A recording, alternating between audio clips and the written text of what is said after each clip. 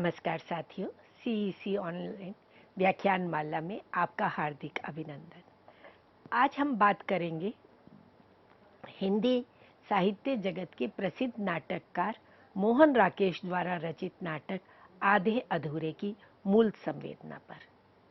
आधे अधूरे नाटक का मूल कथ्य क्या है, उसके पात्रों का संयोजन किस रूप में है, नाटक की भाषा कैसी है, उस रंगमंच की दृष्टि से इस नाटक में मोहन राकेश ने क्या नवीन प्रयोग किए, ये सब विषय आज की इस व्याख्यान के केंद्र में रहेंगे। यह नाटक 1969 में रचा गया, 1969 में। आधुनिक भावबोध से युक्त नाटक है। इससे पूर्व नाटक पौराणिक ऐतिहासिक नाटक लिखे जाते थे। भारतेंदु युग से नाटकों का लेखन प्रारंभ होता है। भारतेंदु के समय में पारसी रंगमंच की, पारसी नाटकों की एक परंपरा हमें दिखाई देती है, जिसमें अश्लीलता है, फुहड़ता है, केवल दर्शकों को अपनी ओर आकर्षित करने का एक उद्देश्य मात्र है। तो उन पारसी रंगमंच की उस भावभूमि को तोड़ते हुए भारतेंदु सामाजिक समस्याओं को लेकर के प्रस्तुत होते हैं और अंधेर नगरी, भारत दुर्दशा, वैदिकी हिंसा, हिंसा न भवती आदि अनेक नाटकों की रचना करते हैं। और उनके समकालीन अन्य नाटककार भी इसी तरह से सामाजिक समस्याओं को केंद्र में रखते हुए नाटकों की रचना करते हैं। फिर उसके पश्चात हम देखते हैं प्रसाद आते हैं, जयशंकर प्रसाद, और वे समय है राष्ट्रीय आंदोलन का समय। देश की आज़ादी के लिए युवक युवतियों को प्रेरित करने की आवश्यकता है, उनमें आत्मविश्वास, आत्मगौरव जगाने की आवश्यकता है, अपने समकालीन परिवेश से परिचित करने की आवश्यकता है।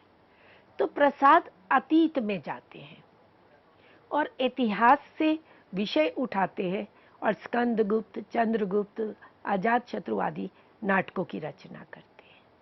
उसी के समकालीन कोणार्क आदि नाटकों की भी रचना होती है। ऐतिहासिक, पौराणिक, मिथक आधारित नाटकों की रचना हो रही है, जिनकी भाषा साहित्यिक है, जिनका परिवेश परिष्कृत है, भाषा में एक अलंकृति है। परंतु उसके पश्चात स्वतंत्रोत्तर युग में, देश की आज़ादी के बाद, जैसे कविता के क्षेत्र में स्वच्छंदता के बाद उत्तर स्वच्छंदतावाद आता है, नए भावबोध को लेकर के, समाज की नवीन समस्याओं को लेकर उपस्थित होता है।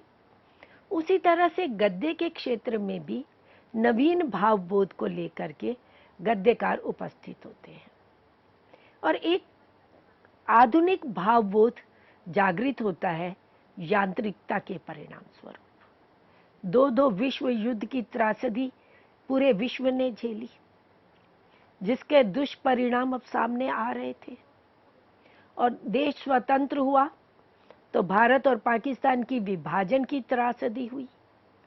तो स्वातंत्र्योत्तर युग में जो एक नवीन भावबोध जागृत होता है, जहां संघर्ष है, जहां तनाव है, कुंठा है, अवसाद है, और व्यक्ति अपनी अस्मिता के लिए, अपनी स्वतंत्रता के लिए संघर्षरत है। तो ऐसे समाज की परिस्थितियों को लेकर के, उनकी भावबोध को लेकर के मोहन राकेश, और विशेष रूप से नगरीय जीवन की समस्याओं को लेकर, नगर में भी एक विशेष वर्ग की समस्याओं को लेकर के, और वे वर्ग है मध्य वर्ग। तो मध्य वर्ग की समस्या को लेकर के इस नाटक की रचना करते हैं। और ये नाटक उनके पूर्ववर्ती दो नाटक, आषाढ़ का एक दिन और लहरों के राजहंस की परंपरा को भी कहीं तोड़ता हुआ दिखाई देता है। नाटक के संदर्भ में प्रसाद आदि नाटककारों की परंपरा को तो मोहन राकेश तोड़ ही रहे हैं, उस दायरे से बाहर आ रहे हैं, परंतु साथ ही अपने द्वारा रचित, पूर्व रचित दोनों नाटकों की परंपरा से भी वे कहीं बाहर आते हुए दिखाई देते हैं। आषाढ़ का एक दिन और लहरों के राजहंस दोनों ही नाटक ऐतिहासिक परिप्रेक्ष्य में थे। एक कालिदास के जीवन पर आधारित था और एक गौतम बुद्ध के चचेरे भाई नंद के जीवन पर आधारित था। वहां भी नाटककार इतिहास के को वर्तमान के संदर्भ में प्रस्तुत करते हैं, पर आधे अधूरे नाटक में किसी ऐतिहासिक परिप्रेक्ष्य में किसी मिथक को केंद्र में नहीं रखते। वह वे वर्तमान समाज की, वर्तमान परिवार की समस्या को उठाते हैं। और इस नाटक को उन्होंने 1969 में रचा और सर्वप्रथम ये नाटक धर्मयुग साप्ताहिक पत्रिका में प्रकाशित हुआ, जिसके संपादक धर्मवीर भारती थे। और धर्मयुग पत्रिका अपने समय की बड़ी प्रतिष्ठित पत्रिका रही, साप्ताहिक साहित्यिक पत्रिका थी। और उस समय उस पत्रिका में उपन्यास, कहानियां, नाटक आदि प्रकाशित होते थे। और यह नाटक भी 3 धारावाहिकों के रूप में 3 अंकों में प्रकाशित हुआ, 19 जनवरी, 26 जनवरी 1969 के 2 अंकों में और फिर 2 फरवरी 1969। इस तरह से प्रत्येक सप्ताह के अंक में इस नाटक का प्रकाशन धर्मयुग पत्रिका में सर्वप्रथम हुआ। और 1969 में ही इस नाटक को मंच पर भी अभिनीत किया गया, ओम शिवपुरी के निर्देशन में। और ओम शिवपुरी स्वयं इस नाटक के निर्देशक भी बने। और इस नाटक में, और ये नाटक अपने समय का एक बड़ा विवादास्पद नाटक रहा, क्योंकि नवीन विषय वस्तु को लेकर के, नवीन कथ्य को लेकर के प्रस्तुत हुआ, नवीन भावभूमि में था, नए रंग प्रयोग थे। तो आलोचकों के 2 वर्ग बन गए। एक पक्ष तो ये मानने के लिए था कि ये नाटक के क्षेत्र में क्रांतिकारी प्रयोग है, सामाजिक यथार्थ की व्यावहारिक धरातल पर प्रस्तुति हुई है कि जो समाज में मध्य वर्गीय परिवार जिस त्रासदी को झेल रहा है, संबंधों में जिस प्रकार से टूटन, बिखराव, विघटन की स्थिति हो रही है, तो उस सामाजिक यथार्थ को व्यवहारिक धरातल पर प्रस्तुत किया जा रहा है। और इस नाटक को नवीन और सार्थक प्रयोग कहा गया। तो ये तो इस नाटक के पक्षधर जो थे, जिन्होंने इसको एक नवीन क्रांतिकारी प्रयोग के रूप में माना। वहीं एक दूसरा वर्ग आलोचकों का भी था, जिन्होंने इस नाटक की निंदा की, इस नाटक पर अनेक आरोप लगाए, इस नाटक को एक उलझा हुआ सामान्य प्रयास कहा कि उसके कथ्य में उलझाव ही उलझाव है, पात्रों में भी उलझाव है, विषय वस्तु में भी उलझाव है, और नाटककार क्या कहना चाहता है वे भी स्पष्ट नहीं है। और एक और आरोप लगाया गया कि ये नाटक जीवन के बृहत्तर और महत्वपूर्ण आयाम से नहीं जुड़ पाता, कि जीवन के एक पक्ष को लेकर के प्रस्तुत किया गया है, तो ये एक पक्षीय नाटक है, इसका आयाम संकुचित है, विस्तृत नहीं है। एक अन्य आरोप लगाया गया कि इस नाटक का जो यथार्थ है वो वर्ग विशेष की सीमा में बंद कर यथार्थ की परिधि को काफी संकुचित कर देता है। समाज का यथार्थ तो उच्च वर्ग का भी है, मध्य वर्ग का भी है, निम्न वर्ग का भी है, हर व्यक्ति का अपना एक यथार्थ है। पर यह नाटक केवल मध्य वर्गीय यथार्थ की प्रस्तुति कर रहा है, केवल एक वर्ग विशेष तक ही संकुचित रह गया है।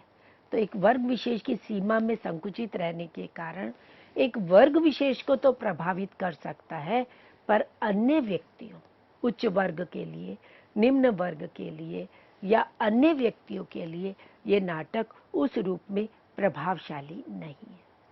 तो इस तरह से एक नवीन जब कोई प्रयोग किया जाता है तो उस पर अनेक विवाद भी उठते हैं। तो इस नाटक को लेकर के भी अनेक आरोप प्रत्यारोप लगाए गए। अब हम इस नाटक की मूल संवेदना की बात करें इसके कथ्य की बात करें, किस विषय को इसमें केंद्र में रखा गया है, वास्तव में इस नाटक में स्वातंत्र्योत्तर भारत के महानगरीय मध्य वर्गीय परिवार की समस्याओं का चित्रण किया गया है। वह मध्य वर्गीय परिवार जो आर्थिक दृष्टि से संकटग्रस्त है, संघर्षरत है, वह मध्य वर्गीय परिवार जो अपनी विषमताओं के चलते, आर्थिक संघर्षों के चलते निम्न मध्य वर्ग की ओर जाने को विवश हो रहा है। तो ऐसे मध्य वर्गीय जीवन के संघर्ष को, उनके तनाव को, आपसी संबंधों में जो बिखराव हो रहा है, उसकी अभिव्यक्ति इस नाटक में हुई है। और स्त्री पुरुष संबंधों का एक यथार्थ और त्रासद रूप इस नाटक में प्रस्तुत किया गया है। मूलतः ये नाटक स्त्री केंद्रित है। सावित्री इस नाटक की मुख्य पात्र है, जिसका पति महेंद्र नाथ, जो पहले किसी अपने मित्र के साथ व्यवसाय करता है, परंतु उसमें लाभ नहीं होता, हानि हो जाती है, और उसके पश्चात वे कोई काम नहीं कर रहा है, वो निकम्मा है, घर में रहता है। और घर चलाने के लिए सावित्री को बाहर निकलना पड़ता है, घर की चारदीवारी से बाहर निकलती है और वे काम करती है। 2 बेटियां हैं और 1 बेटा है। बेटा युवक है, परंतु वह भी घर में कोई आर्थिक सहयोग नहीं प्रदान करता है। ना पति कुछ आर्थिक सहयोग करता है और ना ही बेटा।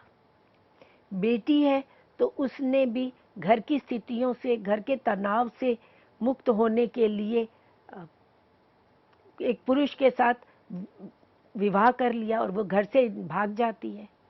छोटी बेटी है, वह अपने आप को घर में उपेक्षित मानती है, उसकी और कोई देखने वाला नहीं है। माँ सुबह से जाती है और रात को आती है, और आकर के वो गृहस्थी के ही झमेलों में उलझी हुई है, जिसके कारण वो बेटी पर ध्यान नहीं दे पाती है, जिसके कारण छोटी बेटी जिद्दी हो गई है और वे किसी का भी सम्मान नहीं करती है, तो वाचाल हो गई है, मुंह फट हो गई है।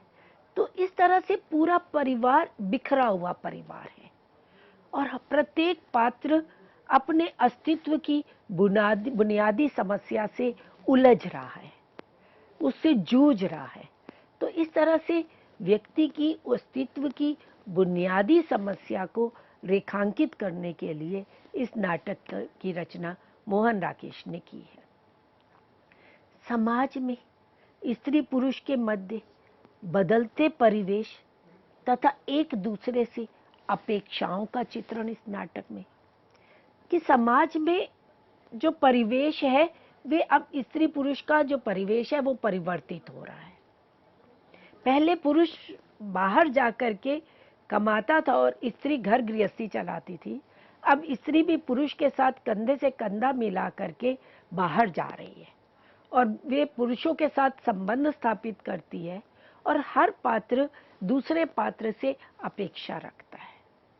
हर पात्र चाहता है कि दूसरा उसका सहयोगी बने।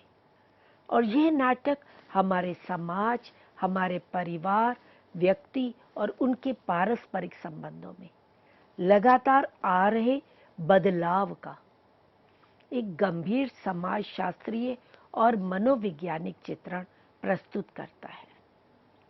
समाज में परिवर्तन आ रहा है।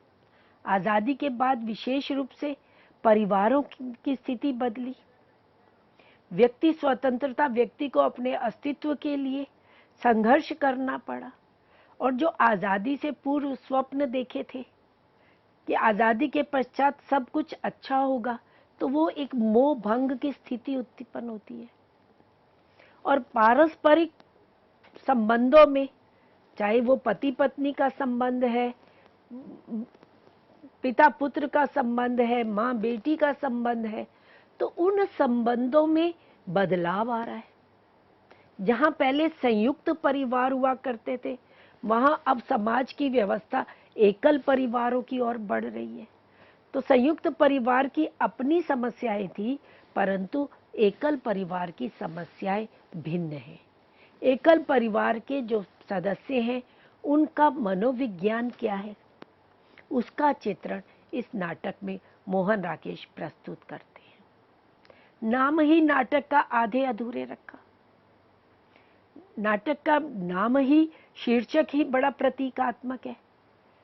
किस कथ्य भी आधा अधूरा है, पात्र भी आधे अधूरे हैं और सब किसी पूर्णता की तलाश में है और इस पूर्णता की तलाश में बाहर भटकते हैं।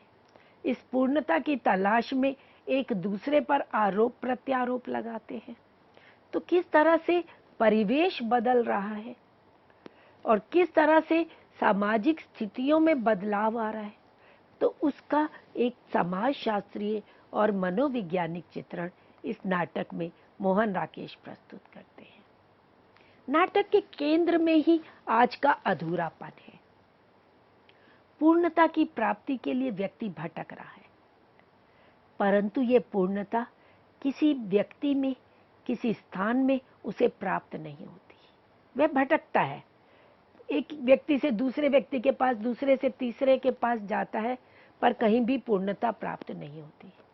जैसे इस नाटक की जो केंद्र है सावित्री, महत्वाकांक्षी स्त्री है।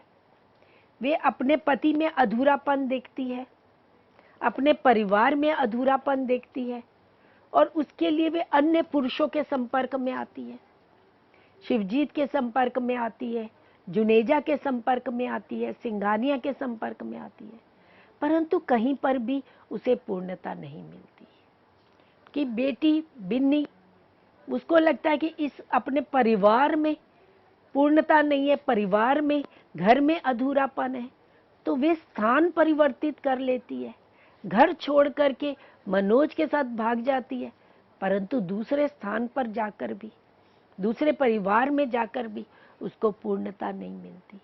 तो वे व्यक्ति भटक रहा है, तो उसकी भटकन का, उसके बिखराव का एक सजीव चित्र इस नाटक में मोहन राकेश प्रस्तुत करते हैं और इस कथ्य के माध्यम से आधुनिक समाज की विडंबना का सजीव चित्रण नाटककार ने प्रस्तुत किया है। अब हम इस नाटक के पात्रों की बात करें। मोहन राकेश नाटक में अधिक पात्र नहीं लेते हैं, कम से कम पात्र रखते हैं, कम से कम अंक रखते हैं, कम से कम दृश्य योजना करते हैं। इस नाटक में भी देखें तो स्त्री पात्र 3 ही हैं, सावित्री, उसकी बेटी बिन्नी और छोटी बेटी किन्नी। और पुरुष पात्र मुख्य रूप से तो 2 ही हैं, महेंद्रनाथ और बेटा, उनका बेटा अशोक। और महेंद्रनाथ ही, उसी पात्र को ही 4 अन्य रूपों में, 4 अन्य खंडों में भी मोहन राकेश चित्रित करते हैं। वही महेंद्रनाथ अलग अलग मुखौटों के रूप में प्रस्तुत होता है। ये मोहन राकेश की नई रंग दृष्टि है, एक नया प्रयोग है, जहां वे सिंघानिया के रूप में, जुनेजा के रूप में, वे मनोज के रूप में, शिवजीत के रूप में, तो अलग अलग मुखौटे हैं, अलग अलग पात्र के। तो एक ही पात्र है, वह भिन्न भिन्न मुखौटों में, भिन्न भिन्न चेहरों में प्रस्तुत है। तो नाटक की जो केंद्रीय पात्र है सावित्री, अगर हम उसके चारित्रिक विशेषताओं को देखें, उसके चरित्र का विश्लेषण करें, तो हम देखते हैं कि वे एक महत्वाकांक्षी स्त्री है, आत्म केंद्रित है, पारिवारिक दायित्वों के बोझ से दबी हुई है और इन दायित्वों से, इन बोझ से मुक्त होना चाहती है। और इस मुक्ति के लिए जो एक छटपटाहट है, वे उसके प्रत्येक संवाद में, प्रत्येक हाव भाव में दिखाई देती है। परिवार में वो किस तरह से बोझ से दबी चली जा रही है, आर्थिक संघर्ष में, गृहस्थ जीवन के संघर्ष में, और सामने उसका अकर्मण्य पति है जो किसी प्रकार भी उसका सहयोगी नहीं है। और अपनी महत्वाकांक्षाओं की पूर्ति के लिए वे इस परिवार से मुक्त हो जाना चाहती है, इस संबंध से, दाम्पत्य संबंध से मुक्त हो जाना चाहती है, पर मुक्त हो नहीं पाती है। तो ये जो मुक्ति के लिए छटपटाहट है वह इस पूरे नाटक में दिखाई देती है। और आजीवन अनचाहे दाम्पत्य जीवन के बोझ को ढोने के लिए वह विवश है।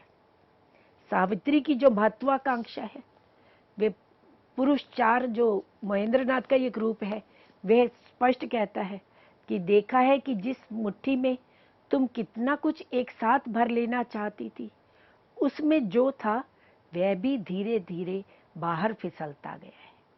तुम्हारे मन में लगातार एक डर समाता गया, जिसके मारे कभी तुम घर का दामन थामती रही हो, कभी बाहर का, और कि ये कि डर एक दहशत में बदल गया।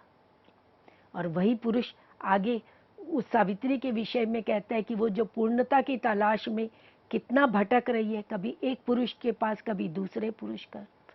वो कहता है कि क्योंकि तुम्हारे लिए जीने का मतलब रहा है कितना कुछ एक साथ होकर, कितना कुछ एक साथ पाकर, और कितना कुछ एक साथ ओढ़कर जीना।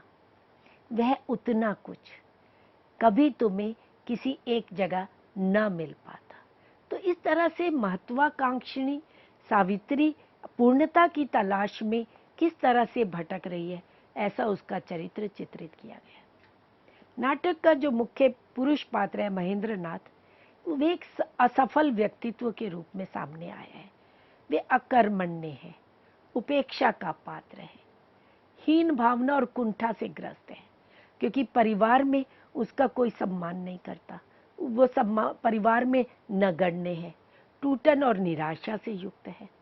उसे क्या लगता है, उसे ये लगता है कि मैं इस घर में एक रबड़ स्टैंप भी नहीं, सिर्फ एक रबड़ का टुकड़ा हूँ, बार बार घिसा जाने वाला रबड़ का टुकड़ा। तो इस तरह से अपनी अकर्मण्यता पर, परिवार के द्वारा की गई उपेक्षा पर वे हीन भावना से, कुंठा से ग्रस्त हो गया। इसी तरह से महेंद्रनाथ का बेटा अशोक एक कुंठाग्रस्त, दिशाहीन, विद्रोही युवा वर्ग के प्रतिनिधि के रूप में आया है। माँ उसके लिए नौकरी के लिए अपने बॉस से अनुरोध करती है, बॉस को घर में बुलाती है, और माँ का व्यवहार अशोक को कभी भी पसंद नहीं आता। तो वे अपनी माँ के व्यवहार के प्रति विद्रोहपूर्ण हो जाता है।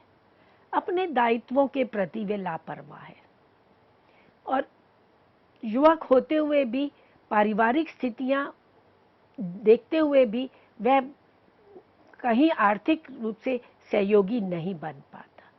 तो इस नाटक के सभी पात्र अनचाही पारिवारिक परिस्थितियों में जीने को विवश हो चुके हुए हैं, चाहे वे स्त्री पात्र है या पुरुष पात्र है। जो बड़ी बेटी बिन्नी है, वह भी तनावग्रस्त रहती है, असफल दाम्पत्य जीवन से युक्त है, उसका व्यक्तित्व भी अधूरा है।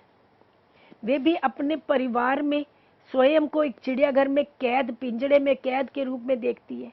वे स्पष्ट कहती है, मैं यहाँ थी तो मुझे कई बार लगता था कि मैं एक घर में नहीं, चिड़ियाघर के एक पिंजड़े में रहती हूँ।